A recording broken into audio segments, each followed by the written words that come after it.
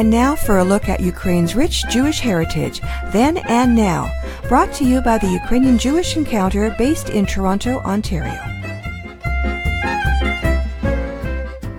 This is Pavlina, producer and host of Nash Holos Ukrainian Roots Radio. This week, part 2 of our 2018 summer reading list. This list is a compilation of books that have been reviewed on Ukrainian Jewish heritage here on Nash Holos Ukrainian Roots Radio.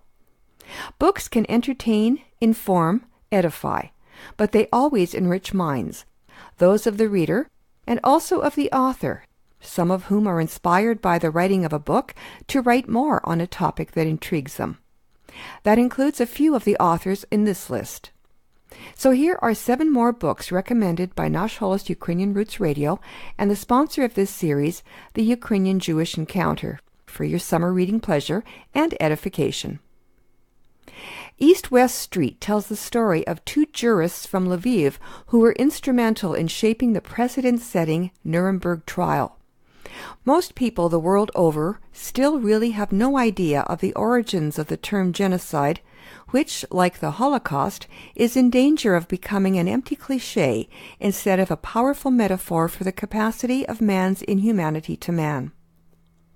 East-West Street is a gripping account of the origins, in effect the invention, of the terms genocide and also of crimes against humanity. These 2 concepts became the centerpiece for the prosecution of Nazi war criminals. The author of East-West Street, Philip Sands, brings together the stories of his grandfather and these 2 jurists from Lviv, Raphael Lemkin and Hirsch Lauterpacht. All 3 men had the misfortune of having their entire families sent to their deaths by the Nazi governor of German-occupied Poland, Hans Frank. In an astonishing twist, Sands met and got to know the son of Hans Frank while working on this book. Sands also met the son of another Nazi, Otto von Wachter, who was in charge of Lviv during the Second World War. What the reader will find in this fascinating book is that in the face of horror, it is possible to find the courage and strength to achieve extraordinary goals.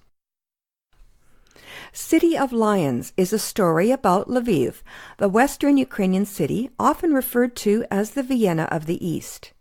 The book consists of an essay by Polish author Józef Wittlin. He waxes eloquent about an early 20th century Lviv still glittering with an imperial Austrian splendor. But it was a city that ceased to exist by 1945. A matching essay, My Lviv, by Philip Sands, echoes the Wittlin text, but it brings Lviv into modern times. Sands also calls out the failure of those in today's Lviv to fully acknowledge all its history. But nonetheless, he admits the ineffable spirit of the city ultimately seduces him. Martin Pollack has written 3 books that reveal some startling facts about Galicia and its fascinating history. In The Dead Man in the Bunker, a man is found murdered in 1947 in the mountains between Austria and Italy. He was not just any man. He was a highly ranked SS officer who commanded death squads in Eastern Europe and was head of the Gestapo in the Austrian city of Linz. And he was the author's father. Martin Pollack developed an interest in Galicia after he was barred from Poland by communist authorities from 1980 to 1989. His first book cemented a lifelong passion for the subject. To Galicia, of Hasidim, Hutzels, Poles, and Ruthenians, an imaginary journey through the vanished world of eastern Galicia and Bukovina. Until 1918, Galicia was part of the Austro-Hungarian Empire. It was actually an enlightened empire. It provided emancipation for the Jews and institutionalized nation-building for both Poles and Ukrainians.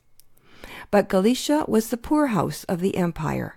Grinding poverty sent massive waves of Jewish, Polish, and Ukrainian migrants to distant shores in a desperate search for a better life. Pollack relates this story in his book Emperor of America, The Great Escape from Galicia. Poverty provokes pity, but also contempt. Pollack reveals that Hitler first met Galician Jews in Vienna before the First World War and expressed his hatred in Mein Kampf. While Pollock laments the fact that Galicia still remains too little known among Westerners, his readers will not be among them. Babyn Yar, in the Ukrainian capital of Kyiv, is one of the most notorious sites of Nazi atrocities during World War II.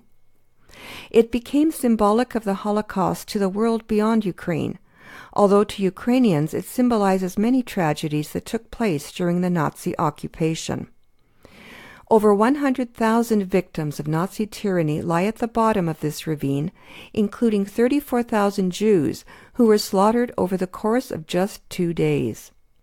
The book Babyn Yar, History and Memory, is a bilingual collection in Ukrainian and English of scholarly essays dedicated to the commemoration of the 75th anniversary of this atrocity.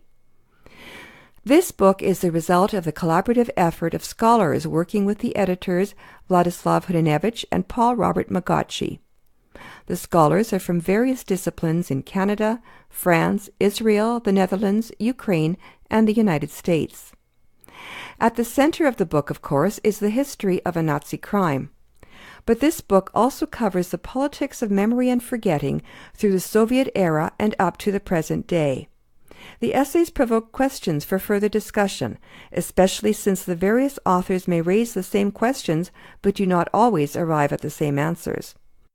As the editors remind us, to know and remember the Babyn Yar tragedy means not allowing such a crime to be repeated. And in the Ukrainian experience, Babyn Yar is also a symbolic farewell to empire and its mythological legacy. Black Square, Adventures in Post-Soviet Ukraine, reveals a world not often seen by foreigners. Author Sophie Penkham plunges into the chaotic harm reduction world of sex workers, junkies, and other lost souls in contemporary Ukraine. Her adventures in what she calls post-Soviet punk delirium include an encounter with the last Jew in Stalindorf, who recounts how, once upon a time, the Jews, Ukrainians, and Russians there had gotten along, more or less, until Stalin starved them. She also encounters a klezmer musician, a Yiddish teacher, Babyn Yar, and the Maidan.